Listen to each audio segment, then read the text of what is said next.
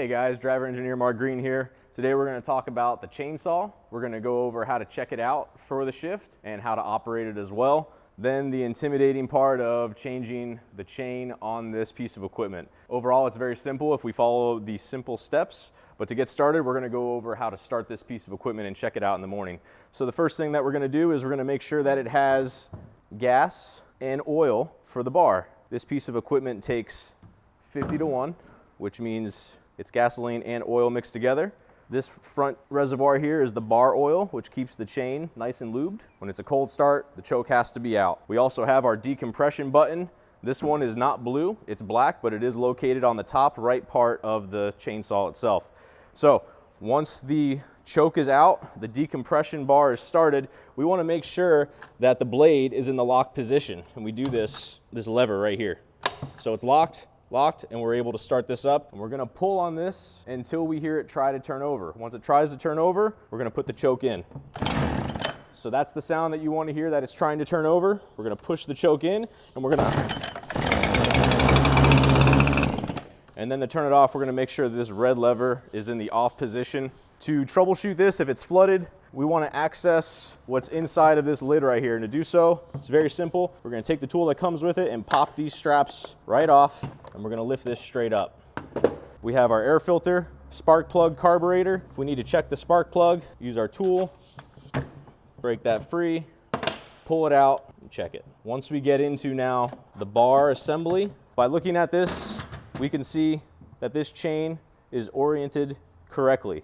These little depth gauges, they look like shark fins. So the way I remember it is, the shark fin is pointing backwards. The shark is swimming away from you.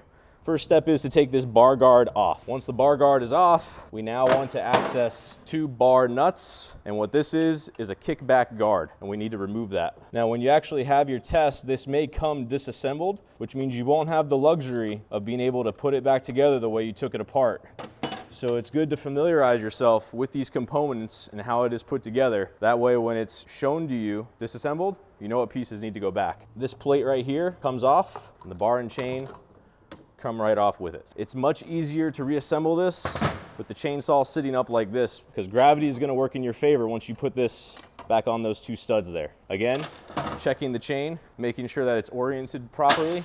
The teeth are going to sit into the groove of the bar and follow it around. Now this is where coming into play having this locked works. If this is not locked, this gear mechanism is going to move all over the place, and it's going to make your life much harder than it has to be. So right now, as you can see, the blade is nice and loose. We have it sitting into the track properly, and it's coming all the way around to the front end of this chainsaw, and now it's hanging off the back. Now what needs to happen is we need to tighten this bar up. So we put our bar guard back on, and you may need to adjust the tensioner to get it to drop into the groove so it sits flat.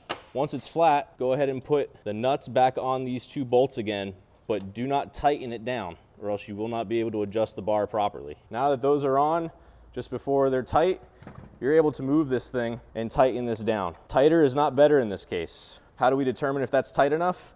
Well, we take the chain and we pull down, and we want to have a nice snap back. And we should be able to just see the teeth that go into the guide, at the edge of the guide. Now that that's in place, we can go ahead and tighten these two nuts down. And it's always a quarter turn past hand tight. We do not need to over tighten things. That's how things strip out. And then once we think we've got it, we're going to release the brake. We're going to go back and forth on it, just like that. Nice and smooth.